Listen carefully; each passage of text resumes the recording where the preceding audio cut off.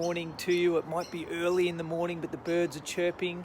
I'm just about to head off to our Back in Motion Directors Summit, and then we're on the eve of what tomorrow becomes our national symposium, where we fly hundreds of our staff into Melbourne and we invest into them, our people, as the real engine room of clinical excellence and community impact. And so looking forward to a great couple of days. Our theme all year has been unity. And so here's just a quick thought on how you can build greater unity in your people. It's what I call the AAA rating. And the AAA is acceptance, agreement, and alignment.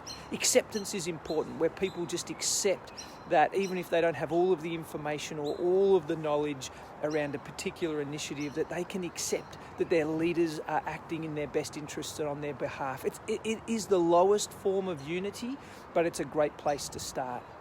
The second one is agreement.